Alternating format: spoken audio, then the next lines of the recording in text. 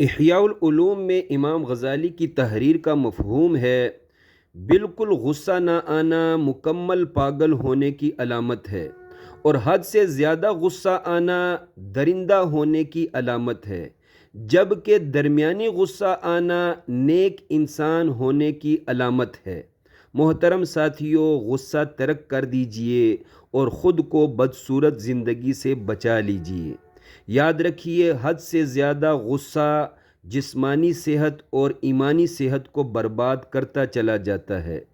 حد سے زیادہ غصے کا مطلب ہے غصے میں بے کنٹرول ہو جانا، نازیبا باتیں بکنا، لوگوں کو ذلیل کرنا۔ اس سے اپنی زندگی بدصورت اور بے سکون ہو جاتی ہے، جبکہ لوگوں کی غلطیوں کو معاف کرتے رہنے سے سکون قلب نصیب ہوتا ہے، زندگی خوبصورت سے خوبصورت ہوتی چلی جاتی ہے۔ اگر آپ لوگ چاہتے ہیں کہ ہماری زندگی خوبصورت ہو جائے تو رحمت للعالمین صلی اللہ علیہ وسلم کے بتائے ہوئے نسخے پر عمل کیجیے۔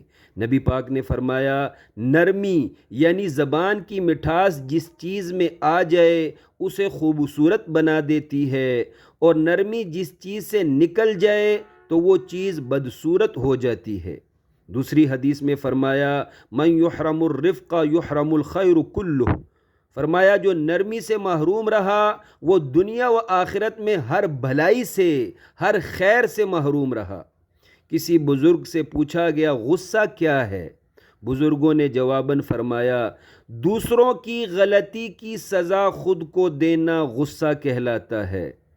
ساتھ ہی اس بزرگ نے سمجھایا، غصہ کنٹرول کرنے کا واحد ایک ہی حل ہے، اور وہ یہ ہے کہ پہلے سے اپنا پکا ذہن بنا لیا جائے کہ میں نے اللہ کی رضا کے لیے لوگوں کو معاف کرتے رہنا ہے، اللہ کی رضا کے لیے لوگوں کی بڑی سے بڑی غلطی کو معاف کرنا ہے اور معاف کرنے کو اپنی عادت بنانا ہے۔ تب جا کے غصے کے وقت اپنے غصے کو کنٹرول کرنا ممکن اور آسان رہتا ہے۔ اللہ پاک ہمیں آخرت کی سچی فکر عطا فرمائے، آمین۔